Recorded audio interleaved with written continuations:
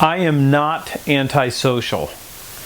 Hey, it's Anthony Iannarino, thesalesblog.com, right here, youtube.com/Iannarino, author of The Only Sales Guide You'll Ever Need and The Lost Art of Closing, Winning the 10 Commitments That Drive Sales. This last week, I was asked to participate in an online event with the title, Death of Social Selling. And the question is social selling dead? And I was invited to speak in part because I have been an active opponent of social selling, at least in the way that it's sold and portrayed right now. And the reason that I've been so adamant about resisting what social selling proponents sell is that it doesn't make any sense. And what they say is, it sounds like content marketing. And it sounds like you're supposed to have 600 salespeople on your team, all writing individual blog posts, all trying to establish themselves as a thought leader, all creating content, and it doesn't make sense for most organizations. And first off, let's be honest, some salespeople are not good writers. A lot of people aren't good writers. Some are uncomfortable in front of the camera. Many of them don't create content. They're not content creators, but they're still great value creators in front of a customer. So they don't have the chops to create the same kind of content that someone who sells social selling can create. They're not pure content creators, and they don't have the time to do it, and they're not going to be allowed to do it anyway. So just think about, if you work for a financial company, what are you going to write? What can you possibly say that's going to get by your legal department that doesn't sound like some promise or some claim or something that your company just doesn't want you to say? Think about pharmaceutical reps. What can a pharmaceutical rep say if they were going to write a blog?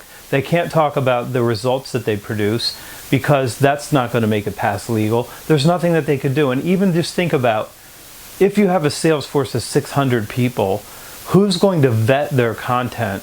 Who's going to do a legal review on it? And marketing's not going to let this happen anyway, because you don't want 600 different messages all being said at the same time by different people in the marketplace. It's confusing. But this is the big promise that they made, and this has been my beef the whole time. They will say, don't cold call ever again. Don't interrupt anybody. Just create content and wait passively for inbound stuff to come to you. Just connect and share content, and people are going to beat a path to your door. And that hasn't proven true.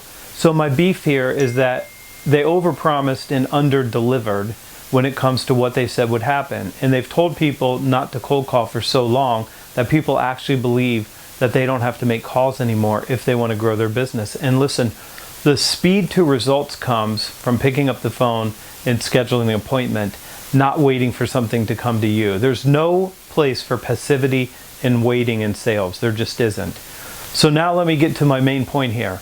I'm not opposed to using these tools. I use the tools. I create a ton of content. I'm creating content right now that serves my purpose as a content marketer, not a social seller. You don't see me on LinkedIn trying to chat people up in groups and things like that, because that's not my play. And you don't see me passively waiting for people to bring me business. That doesn't happen in anything that I do or in any world. But I will tell you, I personally have won a $1 million deal on LinkedIn for a staffing company, and it was specifically because I sent an in-mail after a team of people that worked for me made 14 calls to an individual, and I made a number of calls, didn't get a return call. I sent an in-mail, and the stakeholder that I was trying to reach, I sent a very tailored email saying, look, I know your business, I know you're growing, I know you just got money, I know you're having trouble getting talent in these 2 or 3 areas. I've got clients that look like you that we found that talent for, and I'm not sure if it makes sense for us to get together, but I'd love to have coffee with you, learn a little bit about what you're doing, and maybe there's something I could help you with. And he was so intrigued at getting an in-mail that he accepted the meeting. And when we sat down for coffee, I asked him one question. I said, why did you decide to meet with me? And he said, because the fact that you sent me a note over LinkedIn meant that I could go and look at your profile and decide whether or not you're somebody I should spend time with. And I looked at your profile and thought, there's a very reasonably good chance here that this person knows something about our business and might be able to help me. That was a $1 million deal, specifically by sending an in-mail. That's how I opened the relationship.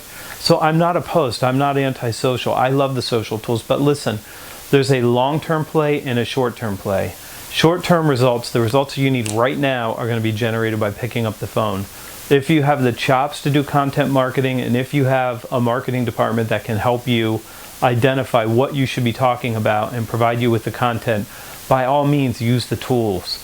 But don't think that those tools mean that you can wait passively for deals to come to you, because if you do that, you're not going to be in sales very long, and you may find yourself in a customer service role, and that's just the honest truth here. I'm Anthony Iannarino. Hit the subscribe button. This is Everyday.